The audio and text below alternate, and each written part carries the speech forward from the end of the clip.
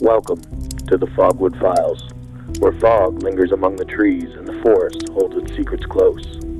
The Canadian Maritimes are a land of silence and shadow, where pasts dissolve into mist and voices echo without a source. Here, beneath the canopy of pines, people have witnessed things they cannot explain. Their words remain as fragments of a larger mystery, stories carried through the woods like whispers in the dark. Tonight, we open one of those accounts and step deeper into the ledger of the strange. Case File 008, Igor the Guardian Bear. Location, Oak Hill, New Brunswick. Date of encounter, July 2023.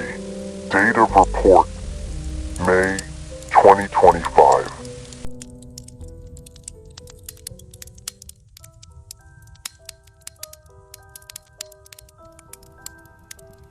I'm 65 years old now, and I've spent my whole life fixing things that were bent out of shape. Cars, mostly.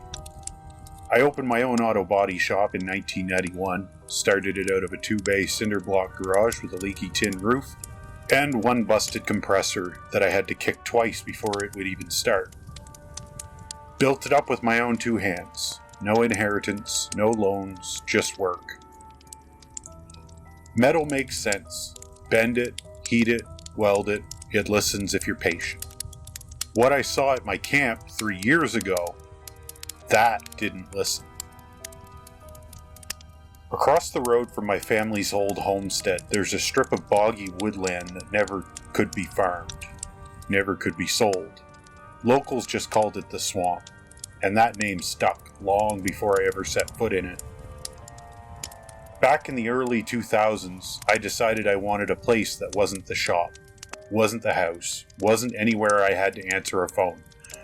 So, I cleared a patch in the driest corner of the swamp myself, chainsaw, shovel, sweat, and built a one-room camp out of scavenged plywood, secondhand windows, and stubbornness. A wooden stove in the center, a cot against the wall, and a decked-out front that slants just enough to trip you if you're not paying attention. Nothing fancy. I never wanted fancy. I wanted quiet. And for years, that's what I had. Mosquitoes in June, peepers in July, fire crackling in September. I'd sit on that crooked deck with a beer and listen to the trees breathe. I didn't hunt there. The swamp was built for me, my family, and my friends to have a place to gather and have fun. A place to laugh, grow, and to break bread together. Until something else decided it was for him. Growing up in Oak Hill, you learn to tell the difference between a black bear story and an Igor story. A black bear story told with a grin. He stole my cooler. He ripped open my shed. Fat buggers living behind my compost. Everyone laughs. An Igor story comes lower, slower, with one eye on the tree line. Don't leave food out overnight. Igor will take it personal. Pee too close to the cedars, and Igor will let you know you crossed the line. If you hear breathing and don't know where from, don't answer. That's just Igor checking your manners. They'd say it half as a joke, but nobody said it twice. Nobody ever described him right. Nobody could. They'd call him a bear because what else was there to call him? But then they'd trip over their words. Walks like a bear but taller. Too quiet. Too intentional. Some swore he was over 100 years old.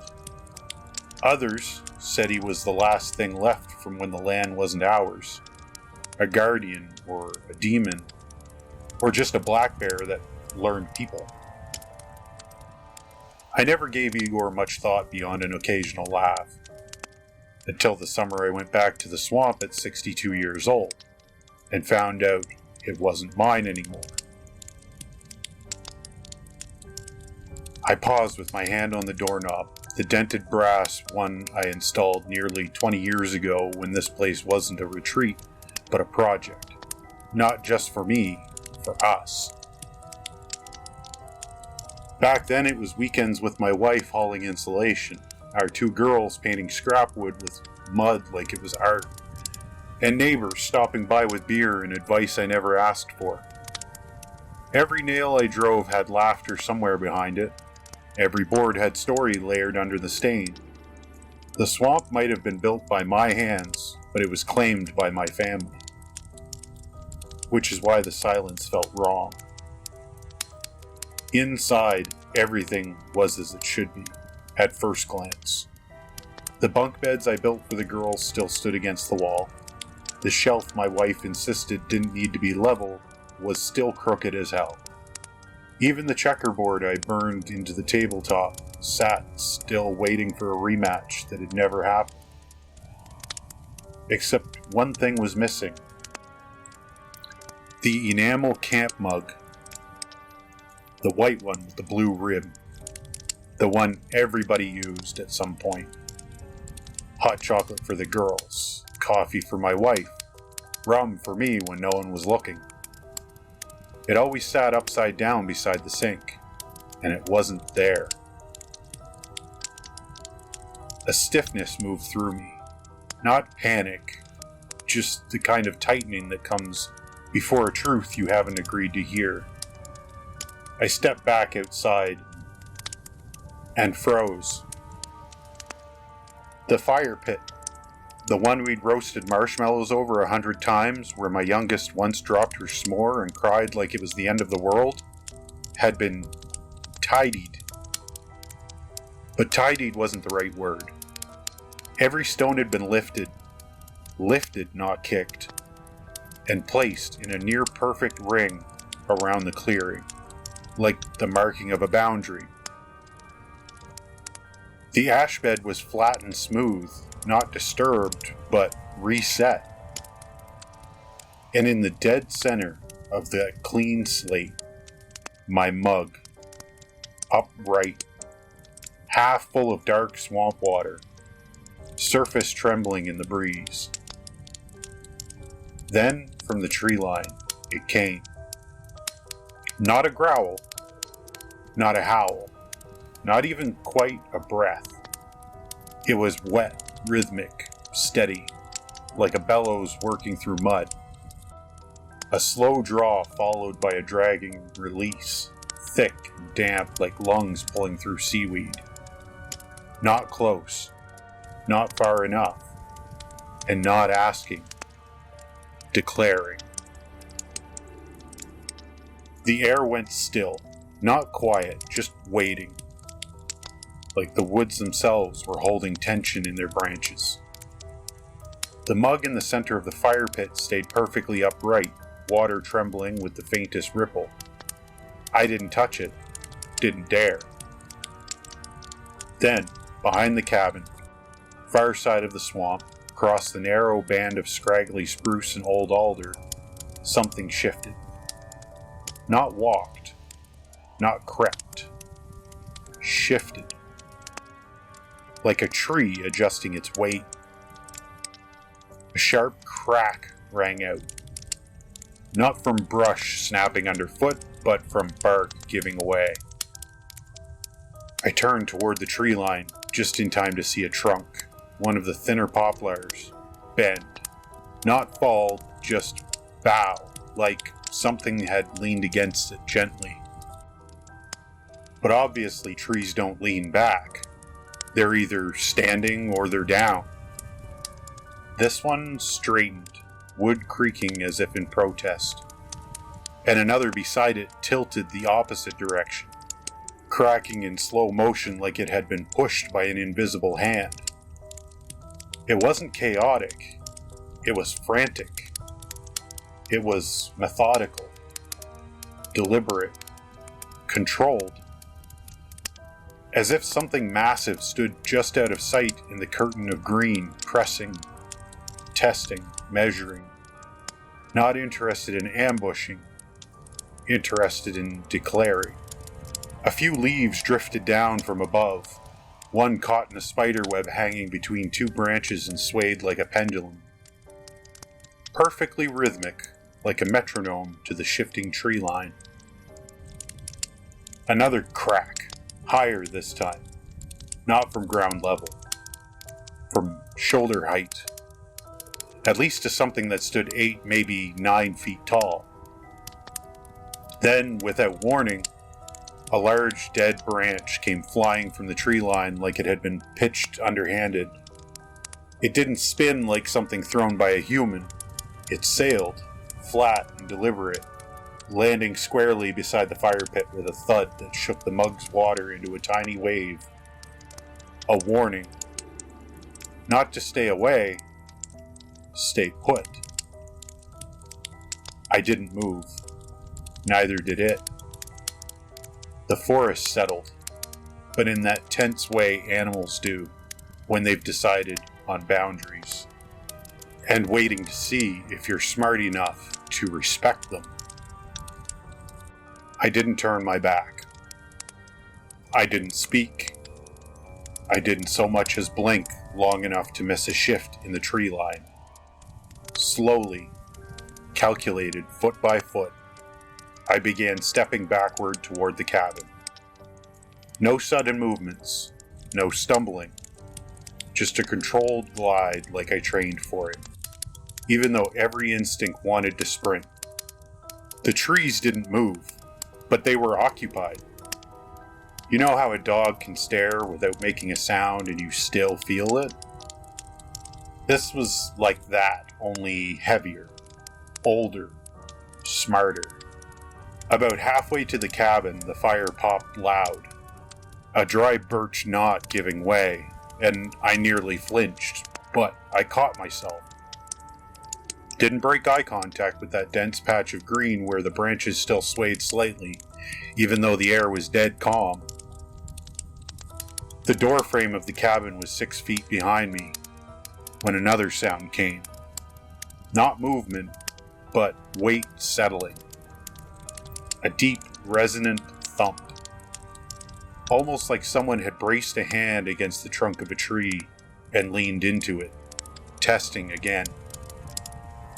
Not advancing, just verifying I was still where it wanted me. Like a shepherd guiding a stubborn sheep back to pen. I crossed the last few steps until my hand touched the cool metal of the cabin's doorknob. I didn't break eye contact, didn't blink.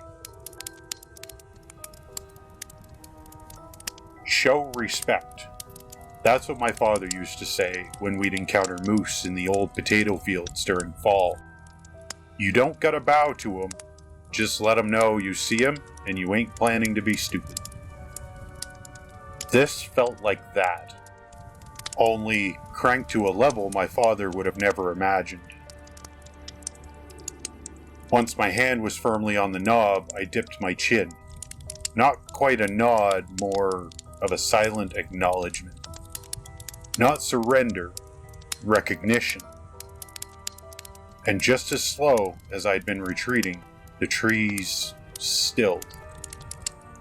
Not all at once, but piece by piece, like a muscle unclenching. Branches relaxed. Leaves stopped their trembling. Even the tension in the air shifted from warning to something like agreement. I slipped inside, closing the door without a sound. No slamming, no bolting, just closing. I settled in for the night I always used to. Dim lantern on the counter, wood stove ticking itself into a low glow, and a healthy pour of homemade rum I keep in an old maple syrup bottle beneath the cupboard. Not store-bought stuff, the kind that fogs the glass when you swirl it. Hot enough to warm your chest before the first swallow even lands. I sat in my usual chair by the stove, boots off, listening to the crackle of spruce pitch.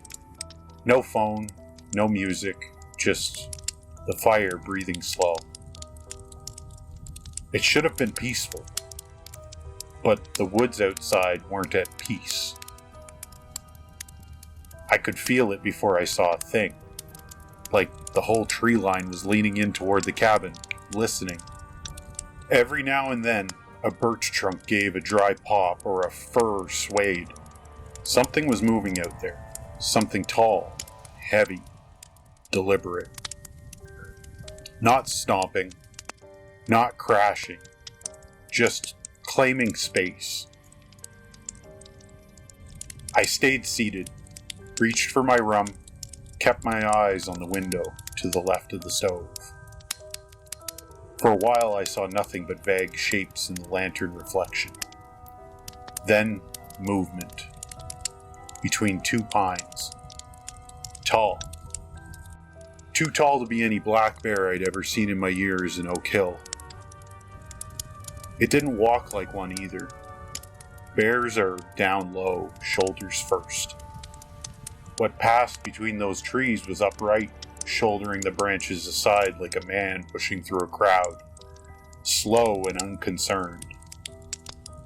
The lantern flickered against the glass, and for a second, I thought maybe I imagined it. But then it passed again, closer this time. A black column of muscle and age-old patience. I didn't reach for my weapon. Didn't even stand. Just lifted my glass, cleared my throat, and said through the screen door, level as I'd speak to any stranger on my land. Easy there, big fella. I ain't here to take what's yours. The woods went still. No snarl, no charge, just stillness, as if the whole forest was weighing me. I stayed that way for a long while, sipping my rum, never looking too long in any one direction, like I was trying not to spook a skittish neighbor. And as I sat there, I started thinking back, not out of fear, out of guilt. My girls, when they were little, used to run barefoot through those same pines, laughing loud enough to shake birds from the branches. My wife was swinging in the red hammock out front, book in hand. Friends wedged around the fire pit, smoke and guitars and foolish stories. That camp was ours. We built it with joy. But what if we weren't alone even then? What if he had been watching us all those years, keeping his distance, tolerating us? And now, with no laughter and no fire and just me creaking around alone in his quiet woods, maybe he figured it was time to take back what was his. I didn't blame him. For a long time, neither of us moved. The woods had gone still again, but not in the peaceful way they had when I had arrived. This was a silence with weight. A silence full of eyes. The last movement I'd seen was a final shove to a cedar. It hadn't been random. It hadn't even been aggressive. It was demonstrative. Like a man flexing his fist just enough to make sure you caught the message. I'm letting you know what I could do. I stood by the wood stove with the bottle of rum dangling from my fingers, my other hand still resting slightly on the old canoe paddle mounted by the door. Not brandishing it, just touching it, like one may lay a hand on a family heirloom while remembering the ones who used it before. I ain't here to fight you, I said softly, raising my voice above normal speaking tone, talking to a creature that might have been 30 feet away or 3 feet. Impossible to tell. You've been here longer than I have, maybe longer than any of us. No reply. Not that I expected one, but I did hear something. Not breath, not growling. Wait. Leaves shifting in rhythm, slow, retreating. Not fleeing, withdrawing. I stepped out onto the porch again, keeping my movements steady, non-threatening. The tree line was a shape in the dark, branches gently swaying in the breeze. Except the rest of the trees were still. Only that one cluster moved, parting like a curtain as something large passed through. I couldn't see him, not truly, just the bulk of his shape as he crossed between two birches. For a moment, his outline caught the reflection of the moon. Tall, broad, unmistakable. He paused, turned, or at least angled in my direction. It wasn't a glare. It wasn't submission. It was recognition. A silent agreement. You get tonight, but you know whose woods these are. Then he went deeper. Branches dipped and righted behind me. Soon even the sound faded, replaced by the frogs resuming their chorus like someone had hit play on nature itself. I stood there barefoot on my own porch, rum in hand, looking out into the place I always thought belonged to my family. The swamp, as my daughters called it, when they were small. The place I'd cleared, hammered, roofed with my own two hands. Built for laughter, for summers, for music and burnt marshmallows. And in that quiet, I realized something my father probably already knew. We never owned this place. We were just lucky to be tolerated. It's been 3 years since that night. I've been back to the swamp more times than I can count.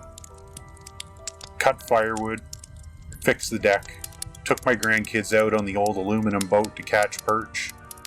To anyone else, nothing's changed. But I have.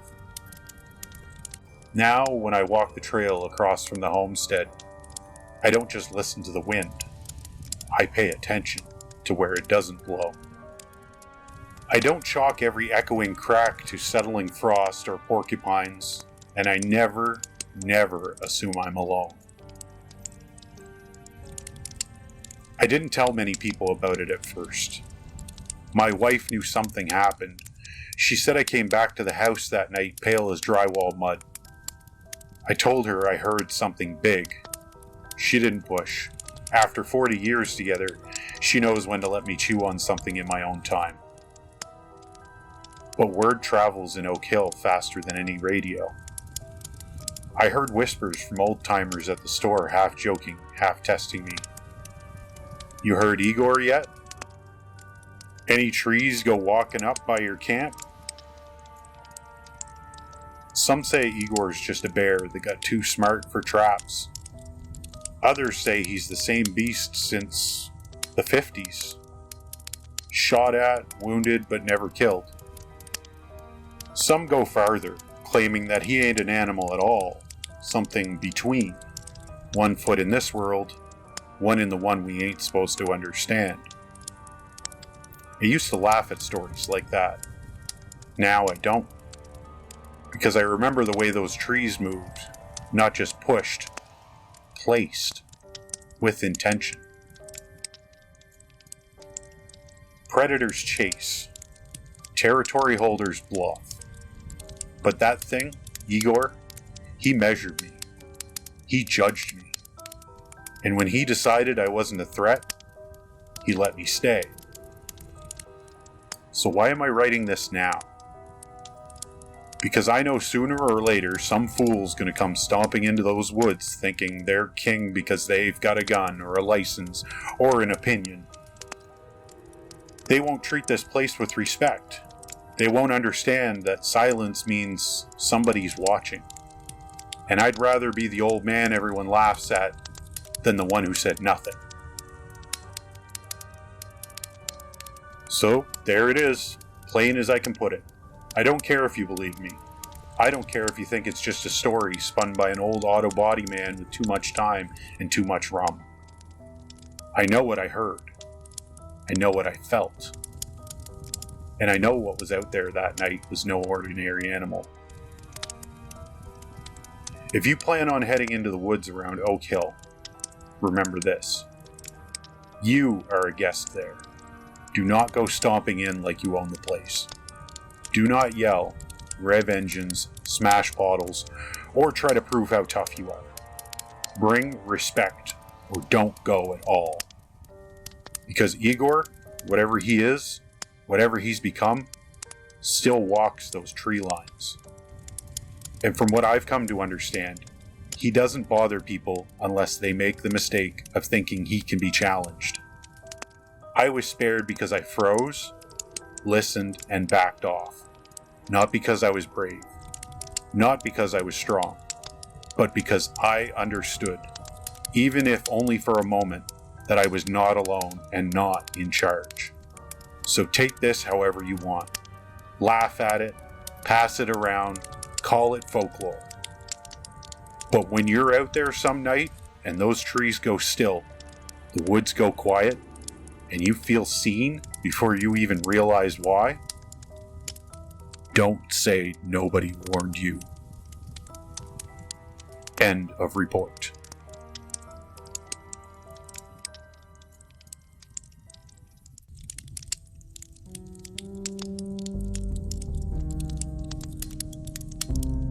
This report submitted by the Fogwood Files. Another account pulled from fog and preserved in the records. If you'd like the next story to find its way to you, be sure to like and subscribe so you'll be here when the next fire is lit. Until then, stay close to the firelight, because in the woods, you're never truly alone, and something is always waiting just beyond the glow.